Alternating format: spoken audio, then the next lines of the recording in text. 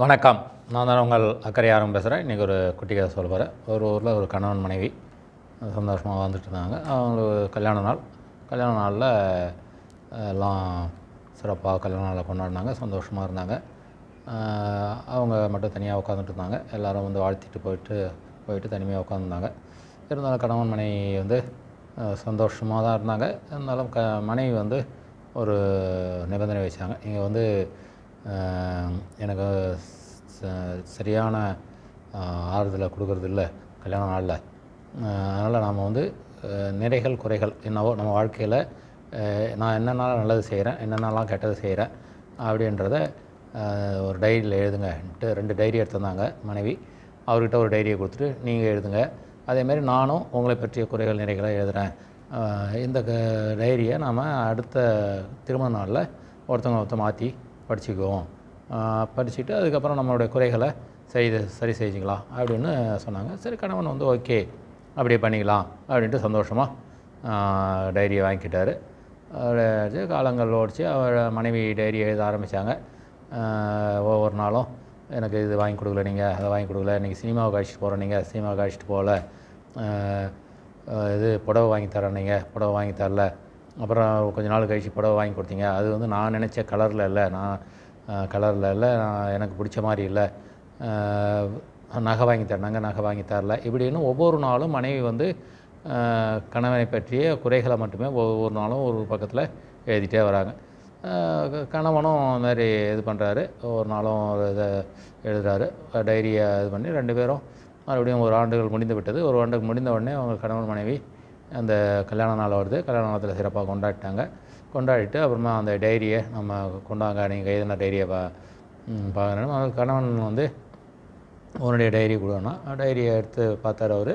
அதில் வந்து மனைவி வந்து தன்னை பற்றி நிறைய குறைகளையே எழுதி இருந்தாங்க.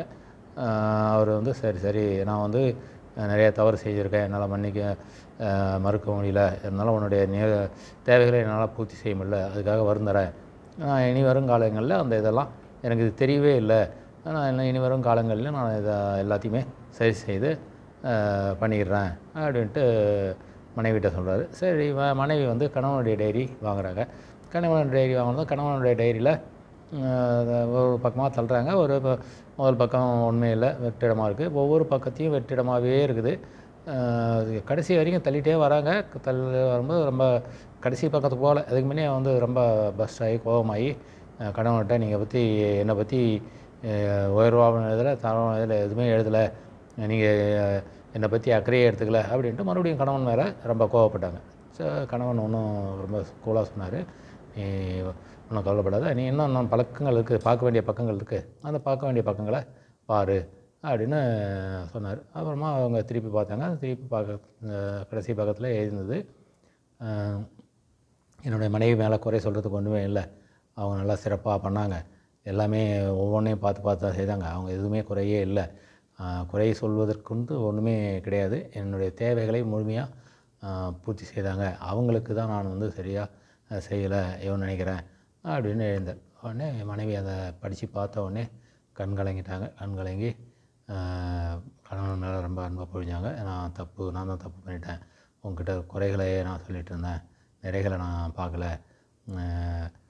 நீங்கள் வந்து என்கிட்ட பல்வேறு குறைகள் இருந்தால் கூட அதெல்லாம் இது பண்ணிவிட்டு அதெல்லாம் மறந்துட்டீங்க, என்னை பற்றி நிறைவாகவே எழுதிருக்கீங்க, குறைகள் ஒன்றும் இல்லைன்றத உறுதிப்படுத்துறீங்க, இப்போ நீங்கள் தான் உண்மையிலே என்னை புரிஞ்சுக்கிட்டீங்க, நான் அவங்கள புரிஞ்சிக்கல அப்படின்னாங்க. அதுக்கப்புறம் அவங்க வந்து ஒருத்தரை புரிஞ்சுக்கிட்டதுனால அவங்களோட வாழ்க்கை மறுபடியும் புதிதாக திருமணமானவர்கள் போல அவங்களுடைய வாழ்க்கையில் எல்லா கஷ்டங்களையும் மறந்து சந்தோஷமாக வாழ்ந்தாங்க. அதுதான் வாழ்க்கை என்பதே ஒருவருக்கு ஒருவர் விட்டு கொடுப்பது தான். விட்டு கொடுத்து வாழ்ந்தால் வாழ்க்கையில் சலிப்பே இருக்காது.